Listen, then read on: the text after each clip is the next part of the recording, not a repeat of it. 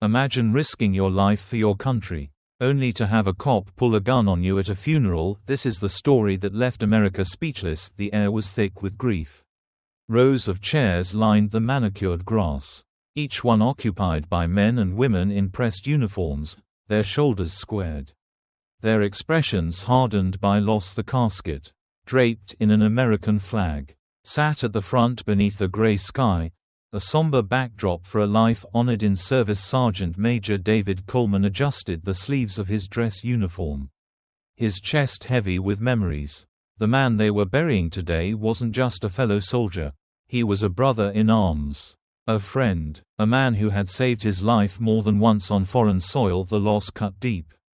But Coleman stood tall, his posture unyielding despite the weight of sorrow pressing down on his heart. Families huddled together, some wiping away silent tears, others holding on to each other for strength. Military officials stood in stiff formation, the weight of duty evident in their eyes. The 21-gun salute was only minutes away, the moment everyone dreaded but knew was coming. Among the attendees, a few local police officers stood in uniform, paying their respects. It was common for law enforcement to be present at military funerals.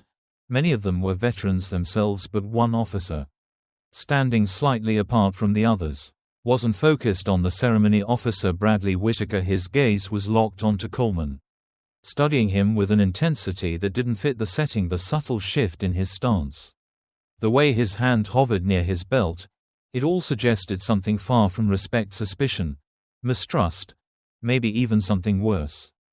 Hostility. Coleman didn't notice it at first. His focus stayed on the ceremony, the weight of loss too heavy to be distracted. But when he shifted slightly, adjusting the medals on his chest, he caught it, the unmistakable stare. At first, he ignored it. It wasn't the first time a cop had looked at him like that. Being a black man in uniform, he'd long since accepted the uneasy truth. Some people just couldn't reconcile his presence in places they weren't used to seeing him. But then Whitaker moved closer. His hand rested on the radio clip to his shoulder, his mouth tightening, like he was debating whether to call something. In the funeral carried on around them, muffled sobs, the rustling of the flag in the breeze, the low murmur of the chaplain delivering the eulogy. But Coleman could feel it now, that tension, thickening, like a storm rolling in. Then, just as the first rifle cracked the air for the 21-gun salute, Whitaker stepped forward. "Hey, you. Let me see some id." The moment should have been about honor, about remembrance. But in an instant, the air shifted, and Coleman knew this wasn't about the funeral anymore. And what happened next, no one was ready for that. Coleman turned his head slowly, barely believing what he'd just heard. "Excuse me." His voice was calm, but underneath it was a sharpness, the kind that comes from years of discipline, the kind you learn after figuring out when to hold back and when to push forward. Officer Whitaker didn't blink. ID. Now, his hand hovered near his duty belt, fingers too close to his holster. The funeral was still happening. The chaplain was mid-sentence, the rifles cracking in the distance, but none of that mattered now. Distance and grieving families were locked in their pain. But now something else was happening too. A shift, a disturbance. A few people turned their heads, whispers rippling through the crowd. Coleman let out a slow breath, keeping his posture controlled. He dealt with men like Whitaker before, the type that saw a uniform, but not the man wearing it. Deliberately, he reached into his pocket, slow, careful, making sure there was no room for misinterpretation. He wasn't about to give this cop a reason to fear for his life. "I don't know what you think is happening here," Coleman said, pulling out his military ID. "But I'm attending a funeral, just like you." Whitaker barely glanced at the ID before scoffing. "Yeah. Then why are you standing so close to the family?" Coleman's patience thinned. "Because I served with the man in that casket. We fought together. We bled together." He took a step forward, keeping his tone even. "You want to tell me exactly what you think I'm doing here?" Whitaker stiffened. Something flickered in his eyes, not fear, but a twisted kind of certainty, like he'd already decided Coleman was a problem before a single word had been spoken. "Got a report about a suspicious individual," Whitaker said flatly. You match the description." Coleman let out a short, humorless laugh. Of course. The old excuse. He could already see how this was going to play out. Whitaker would say he was just doing his job, following protocol. Meanwhile, a man who'd served his country, who'd earned his place here, was being treated like a criminal. The murmurs in the crowd were growing louder. The honor guard stood at attention, their silence heavy with meaning. Near the casket, people exchanged uneasy glances. One of the other officers present, a young black woman in uniform, took a small step forward. As if debating whether to intervene, Coleman locked eyes with Whitaker. "You need to step back." Coleman said firmly, "This isn't the time or place." But Whitaker wasn't listening. Instead, he stepped closer. "I don't take orders from you," Whitaker said. Coleman's jaw tightened. He could feel his pulse steadying, his body responding like it had countless times before in combat, assessing, calculating, deciding the safest move. Except this wasn't a battlefield. And his enemy wasn't holding a rifle. It was a cop with an ego and a gun. More people were watching now. The widow, standing near the casket, her face streaked with tears, looked toward them in confusion. She knew Coleman. She knew he'd fought alongside her husband. The moment she recognized what was happening, her expression twisted into something close to horror. "Officer," she called out suddenly, stepping forward. "He's a soldier. He's family." But Whitaker didn't acknowledge her. Instead, his hand dropped to his holster. The movement was subtle, but Coleman saw it, and he knew the rules had just changed. In the next moment, everything would go to hell. Everything happened in slow motion. The moment Whitaker's fingers touched his holster, Coleman's entire body tensed. Every instinct, honed over decades of service, screamed at him. This was real.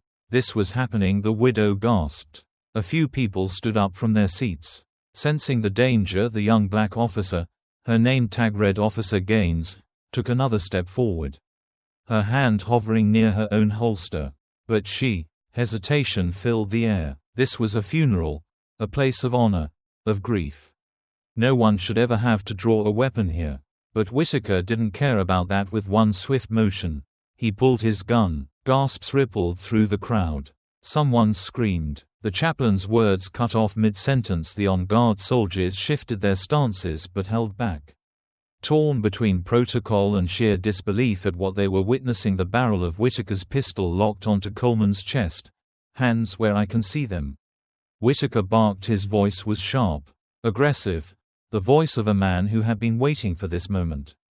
Itching for an excuse, Coleman's hands rose slowly, palms open, not because he was afraid, but because he knew, one wrong move and this man would kill him. The crowd was frozen in horror. A soldier, a decorated veteran, a man who had fought for his country, now standing at gunpoint at a funeral for a few seconds.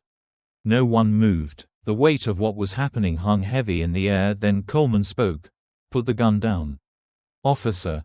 His voice was low, controlled, but there was undeniable steel beneath it, the tone of a man who had been through worse and refused to be broken by this. Whitaker's hands didn't steady. If anything, his grip tightened. His breathing was sharp, erratic. He wanted control of the situation, but it was slipping away, and he could feel it. That made him dangerous. The widow, still clutching the folded flag from her husband's casket, stepped forward. "Please," she choked out. "This is wrong. He's not a threat." Others started speaking up too. "What are you doing?" "He's a soldier, man. Put the damn gun away." Officer Gaines finally made her move. "Bradley," she said, her voice firm but measured. "Holster your weapon, now."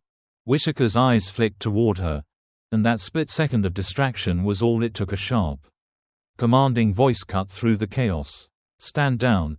A man stepped forward from the back of the crowd, tall, older, his uniform decorated with stars. The kind of man even Whitaker had to respect. It was General Martin Steele. His presence alone shifted the atmosphere. Whitaker froze. His expression flickered, hesitation, realization, and then something closer to panic. He'd made a mistake, a massive one, and now, there was no way out. The general stepped closer, his voice deadly calm. You just pulled a weapon on a decorated war hero, at a funeral, in front of witnesses. He let the words sink in. Put the gun down. For the first time. Uncertainty cracked through Whitaker's face. And then, finally, he lowered the gun. A sharp exhale swept through the crowd. A few people visibly relaxed. But the damage had already been done. Someone had filmed everything, and within hours.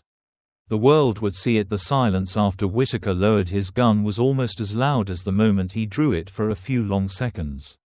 No one moved, no one spoke. It was as if the entire funeral had been frozen in time. Held captive by what had just happened, the honor guard, trained to maintain their composure, looked shaken. The widow clutched the folded flag in her arms. Her face a mixture of grief, shock, and disbelief. Grief and fury hung thick in the air, and then, somewhere in the crowd, a voice broke the silence. He had no reason to do that. Another voice followed. He pulled a gun on a soldier. At a funeral, a wave of disbelief and anger swept through the mourners. But Whitaker was already backing away. His face had gone pale, his hand shaking as he reholstered his gun. He looked around, as if it was only just dawning on him that there were dozens of witnesses. That cameras were rolling, that his career, his reputation, maybe even his freedom, were hanging by a thread. Officer Gaines stepped forward. "You're done," she said quietly, her voice hard to read. She reached for the radio on her shoulder. "Dispatch, I need a supervisor at—" Whitaker spun toward her. His face twisted with disbelief. "Are you serious? You're gonna do this to me?" His voice was lower now.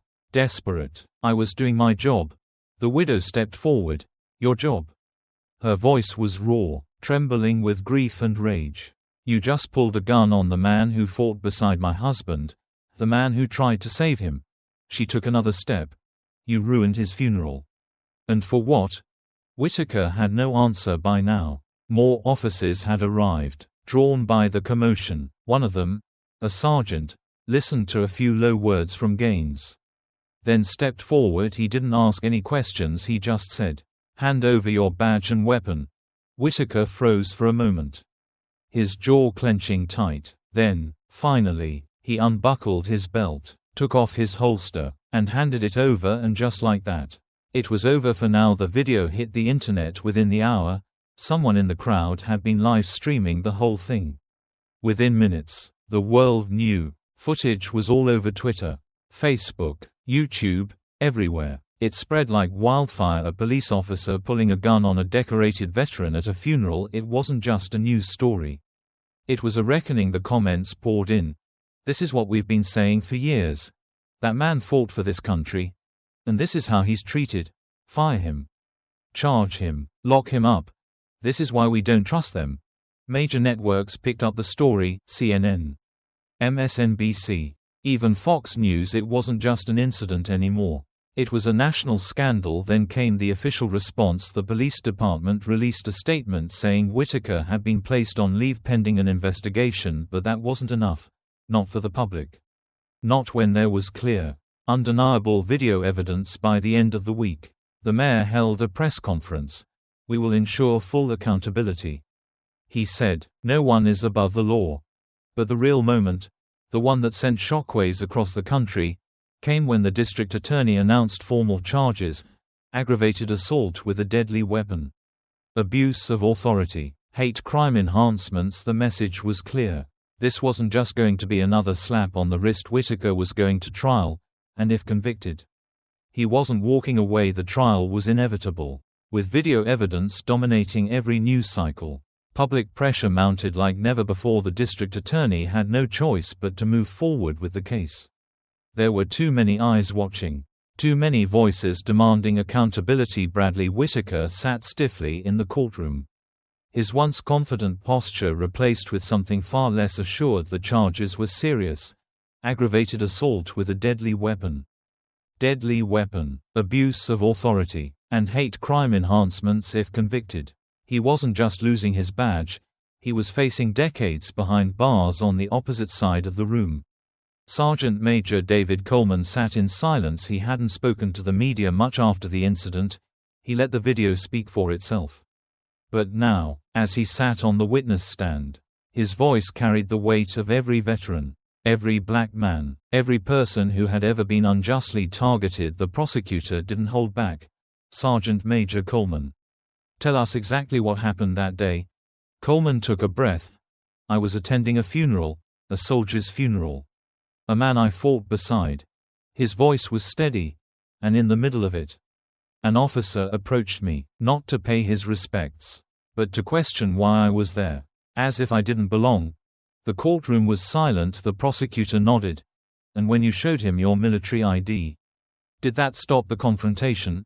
Coleman's jaw clenched slightly. No. What happened next? Coleman's eyes locked onto Whitaker across the courtroom. He pulled his gun on me. A murmur ran through the gallery. Even though they'd all seen the video, hearing it said out loud hit differently. Whitaker's attorney tried everything. My client was responding to a report of a suspicious individual. He was following department protocol. The situation was tense, and he made a split-second decision. But none of it held up. The video footage was undeniable.